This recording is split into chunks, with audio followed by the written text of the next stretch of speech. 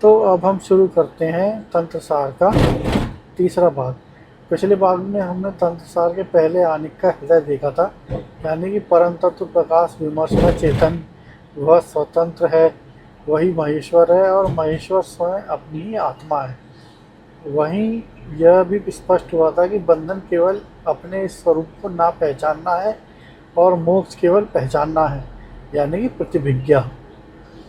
किंतु वहीं एक प्रश्न द्वार पर खड़ा रह गया था कि यह पहचान कैसे होती है। यदि आत्मा सदा से प्रकाशित है तो सदा से प्राप्त है, तो उसको पाने के लिए मार्ग कैसा हो। यदि मार्ग चाहिए तो सबके लिए एक ही मार्ग क्यों नहीं। पहले आनिक के अंतिम भाग में अभिनवगुप्त इसी प्रश्न का उत्तर देते हैं और वह उत्तर ही तंत्रसार की पूरी रचना का ढांचा बन जाता है। इस भाग में हम उसी उपाय विभाग को समझेंगे और फिर दूसरे आनिक में प्रवेश करेंगे, जिसका नाम है अनुपाय, यानी कि अनुपाय वाला मार्ग। सबसे पहले उपाय शब्द को समझ लें। उपाय का अर्थ है पास ले जाने वाला साधन, यानी कि वह मार्ग या युक्ति जिससे किसी लक्ष्य तक पहुंचा जाए, और जिस लक्ष्य तक पहुंचना है उसे उपेय कहते हैं, अर्थात पाने योग्य वस्तु। साधना के प्रसंग में उपेय है अपने शिव स्वरूप की पहचान, और उपाय है विधियाँ वो जिससे ये पहचान जागती है। किंतु यही अभिनवगुप्त एक ऐसी बात कहते हैं जो पूरे शास्त्र की साधना दृष्टि को अन्य सब पद्धतियों से अलग कर देती है। वे कहते हैं उपाय उपेय को उत्पन्न नहीं करते। कोई भी साधन आत्मा के प्रकाश को बना नहीं सकता, क्योंकि जो बनाया जाए वो नित्य नहीं हो सकता और जो उत्पन्न हो वह एक दिन नष्ट भी होगा। आत्मा का प्रकाश तो सदा से अपने बल पर जगमगा रहा है। तब उपाय करते क्या हैं?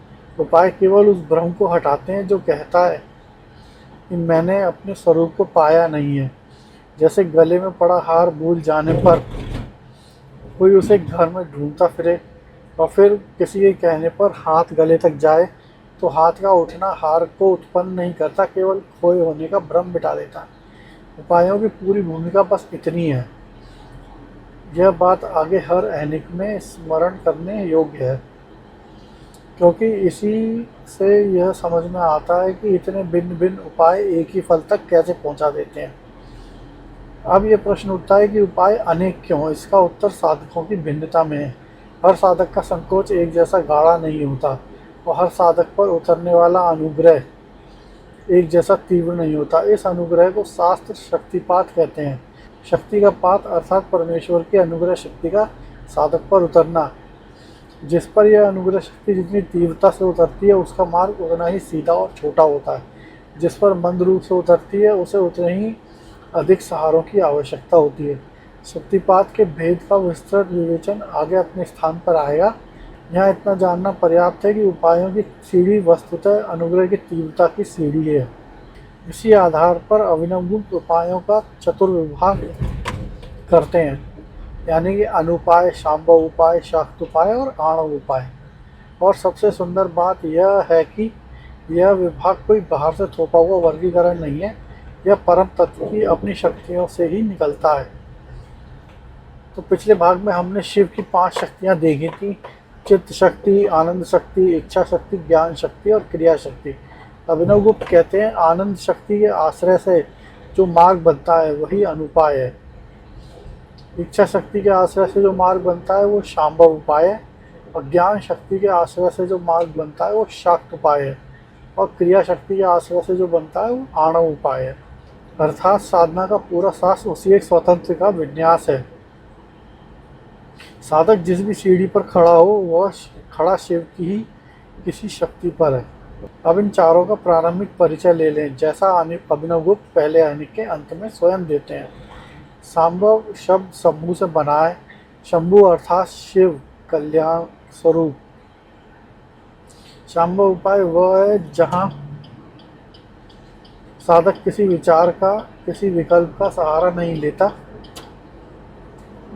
पिछले भाग में विकल्प का अर्थ देखा था कि मन की वृत्ति जो काट छाट का निश्चय लेती है। शांभव उपाय में यह काट छाट पूरी तरह शांत रहती है। यहाँ केवल इच्छा शक्ति की अर्थात चेतन की उस प्रथम उन्मुख उस पंथ की भूमि पर अवधान टिकता है और स्वरूप निर्विकल्प रूप से ही खुल जाता है। निर्विकल्प का अर्थ है विकल्पों से रहित, यानी कि सीधा अनुभव। इसके विपरीत शाक्त उपाय विकल्प की ही भूमि पर चलता है, किंतु विकल्प को शत्रु मानकर नहीं, उसे शुद्ध करके। वह साधक सम्यक विचार के द्वारा, सत्तर्क के द्वारा अशुद्ध विकल्पों को शुद्ध विकल्प में बदलता है। यह मैं देहूँ वाले निश्चय को यहाँ सब चैतन्य ही है, वह मैं ही हूँ वाले निश्चय में परिवर्तित करता है। इसे ही विकल्प संस्कार कहा गया है, जिसका संकेत पहले भाग में आया था। और आणव उपाय वह है जहाँ साधक को इन सूक्ष्म भूमियों तक सीधे पहुँच नहीं मिलती, इसलिए वह क्रिया का स्थूल और सूक्ष्म साधनों का सहारा लेता है। बुद्धि के स्तर पर ध्यान, प्राण के स्तर पर उच्चार अर्थात प्राण शक्ति का आरोहण, वर्ण अर्थात सूक्ष्म ध्वनि, कर्ण अर्थात शरीर की मुद्रा विधियाँ, और स्थान कल्पना अर्थात बाहरी स्थानों आधारों पर जाने वाली भावना। इन सब का पारिभाषिक शब्दों में विस्तृत व्याख्या उन्हीं अंकों में होगी जहाँ ये विषय हम डिस्कस करेंगे। यहाँ केवल नक्शा पहचान लेना पर्याप्त है। नाम भी ध्यान देने योग्य बात है। आणव शब्द अणु से बना है, अर्थात वह उपाय जो अणु सीमित जीव की स्थिति के आरंभ करता है। शाक्त शब्द शक्ति से बना है, अर्थात वह उपाय जो शक्ति की यानी कि ज्ञान और विमर्श की भूमि पर चलता है, और शांभव सीधे शंभु की भूमि पर चलता है। इस विभाग के साथ अभिनवगुप्त एक और महत्वपूर्ण शब्द देते हैं जो आगे बार बार आएगा, समावेश। आवेश का सामान्य अर्थ है किसी भाव का इस तरह छा जाना कि व्यक्ति उसमें डूब जाए, और दार्शनिक अर्थ में समावेश का अर्थ है अपनी सीमित संकुचित स्थिति में डूब जाना और परम शिव स्वरूप के साथ एकात्म का उदय हो जाना। अपूर्ण मैं का पूर्ण मैं में विलीन होकर उसी रूप में प्रकट होना। साधना का साक्षात फल यही समावेश है, और तीन उपाय शांभव, शाक्त और आणव इसी के तीन द्वार है। इसलिए परंपरा में इन्हें शांभव समावेश, शाक्त समावेश और आणव समावेश भी कहा जाता है। और इस सीढ़ी का एक नियम भी अभी से समझ लें, नीचे का उपाय ऊपर के उपाय में जाकर विश्राम पाता है। आणव उपाय पकते पकते शाक्त में खुलता है, शाक्त पकते पकते सांभव में, और सांभव अंततः उस भूमि में जहाँ किसी उपाय की आवश्यकता नहीं रहती। अर्थात मार्ग अनेक हैं पर वे समांतर रेखाएं नहीं हैं, वह एक ही शिखर की ओर चढ़ती हुई एक दूसरे से मिलती हुई पगडंडियां हैं। अब हम दूसरे आने में प्रवेश करते हैं जिसका विषय है अनुपाय।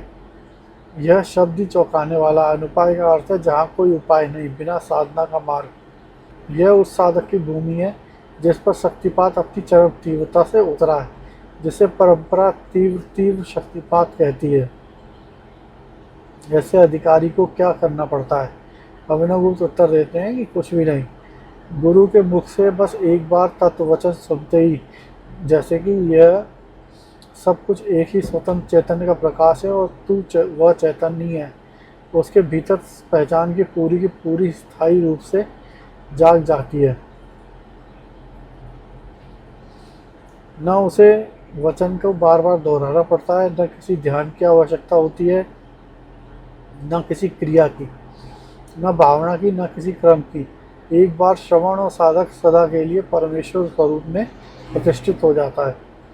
यहाँ गुरु का एक वचन ही उसका संपूर्ण मार्ग है, और चूंकि इतने सूक्ष्म निमित्त को उपाय कहना न कहने के बराबर है, इसलिए भूमि का नाम ही अनुपाय पड़ गया।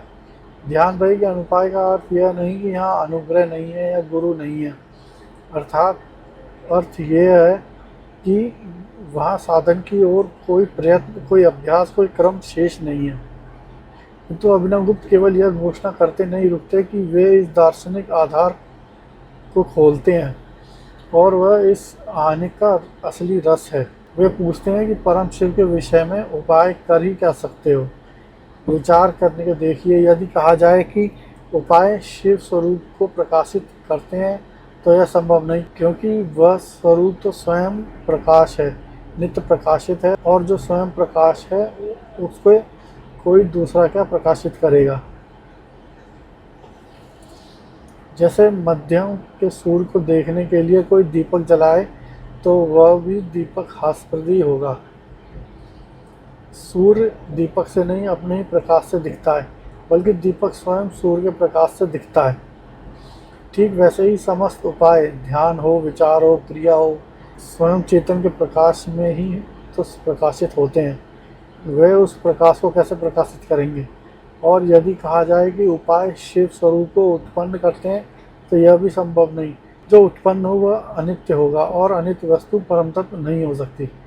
दोनों ओर से एक ही निष्कर्ष निकलता है, यदि शिवता विद्यमान नहीं है तो कोई उपाय उसे ला नहीं सकता, और यदि वह विद्यमान है तो जो कि है, क्योंकि वह अपने ही स्वरूप का प्रश्न है, तो उपायों की आवश्यकता ही क्या है। इसलिए अभिनव गुप्त कहते हैं कि वस्तुतः कोई भी उपाय अनुत्तर तक नहीं पहुंच सकता। अनुत्तर का अर्थ है पहले जो हम देखा था वही, कि वह परम तत्व जिसके ऊपर कुछ नहीं है। सीढ़ियाँ छत तक पहुंचा देती हैं, पर आकाश तक कोई सीढ़ी नहीं जाती। आकाश तो सीढ़ी के हर डंडे पर पहले से ही घेरे हुए है। उपाय और अनुत्तर का संबंध ऐसा ही है। तब फिर 3 उपायों का इतना बड़ा शास्त्र क्यों? यह प्रश्न पूछे जाने पर इसका उत्तर वही पहले सूत्र में जो दिया गया था वही है, कि उपाय स्वरूप को नहीं बनाते, केवल अप्राप्ति के भ्रम को हटाते हैं। जिसका भ्रम जितना गाढ़ा, उसे उतना भ्रम हटाने के लिए लंबी प्रक्रिया की आवश्यकता पड़ेगी। जिसका भ्रम जितना पतला, उसे छोटी, और जिसका भ्रम गुरु वचन की एक चिंगारी से ही भ्रष्ट हो जाए, वह अनुपाय का अधिकारी है। अतः अनुपाय कोई अलग 5वां रहस्य नहीं, वह उपाय मात्र की सीमा का स्पष्ट दर्शन है।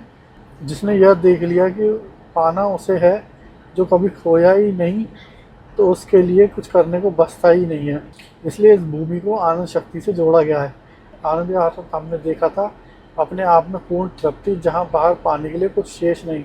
अनुपाय उसी पूर्ण तृप्ति की भूमि है, इसलिए परंपरा में इसे आनंदोपाय भी कहा गया है। ऐसे आनंदोपाय के अधिकारी की स्थिति कैसी होती है, इसका चित्र भी अभिनवगुप्त खींचते हैं। वो कहते हैं, एक बार पहचान जाग जाने पर वह अपने किसी प्रयत्न के बिना सहज ही इस समस्त विश्व को परमेश्वर के स्वरूप में देखता है। उसके लिए फिर विधि निषेध का करने ना करने का कोई आग्रह नहीं रहता।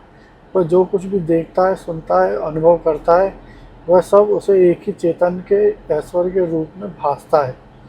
शरीर रहते हुए वो जीवन मुक्त है। जिस जीवन मुक्त की चर्चा पहले भाग में हुई थी, वह यहाँ अपने सहज रूप में फलित होता है, और शरीर छूटने पर वह साक्षात परम शिव ही है। यह कहना भी वस्तुतः औपचारिक ही है, क्योंकि उसकी दृष्टि में वो पहले से ही कभी शिव से भिन्न नहीं था। यहाँ एक स्वाभाविक शंका का समाधान भी कर लें, जो इस आनिक को सुनकर उठ सकती है। यदि अनुपाय सर्वोच्च है, तो शेष उपाय क्या व्यर्थ है? नहीं, अभिनव उपाय की दृष्टि में अनुपाय आधिकारिक सापेक्ष है, अर्थात उस के लिए जिसकी पात्रता उस स्तर की हो। जिसके दिए की बत्ती भीगी हुई है, उसे चिंगारी नहीं जला सकती, उसे पहले सूखना पड़ता है। शेष उपाय यही सुखाने की प्रक्रिया है। इसलिए तंत्रसार का क्रम भी यही है। पहले अनुपाय का शिखर दिखाया गया है, ताकि साधक ये भी कभी न भूले कि अंतिम सत्य क्या है और उपायों की वास्तविक भूमिका क्या है। और अब उसके बाद क्रमशः वो उपाय बताए जाएंगे जो भिन्न भिन्न पात्रता वाले साधकों को उस शिखर तक ले जाते हैं।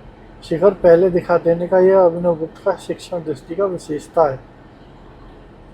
मार्ग पर चलने वाले को पता होना चाहिए कि वो आखिर जा कहाँ रहा है। तो इस भाग का विचार यहीं समेट लेते हैं। इस भाग में हमने क्या क्या डिस्कस करा उसको एक बार फिर देखते हैं। पहले यह स्थापित हुआ कि उपाय उपेय का उत्पन्न नहीं करते, केवल अप्राप्ति का भ्रम मिटाते हैं। फिर देखा कि साधकों को उतरने वाला शक्तिपात तीव्रता भिन्न भिन्न होती है, इसलिए मार्ग भी भिन्न भिन्न है, और वे मार्ग परम तत्व की अपनी शक्तियों से ही जन्मते हैं। आनंद से अनुपाय, इच्छा से सांभव उपाय, ज्ञान से सक्त उपाय और क्रिया से आणव उपाय। फिर सामवेश का अर्थ समझा, यानी कि सीमितता का डूबना और शिव स्वरूप की एकात्म का उदय होना। अंत में एक दूसरे आने के साथ अनुपाय की भूमि देखी, जहाँ गुरु का वचन भी पर्याप्त है, क्योंकि नित्य प्रकाशित स्वरूप के लिए कोई भी साधन कुछ बना नहीं सकता, न कुछ दिखा सकता है। सूर्य के लिए दीपक की आवश्यकता नहीं होती।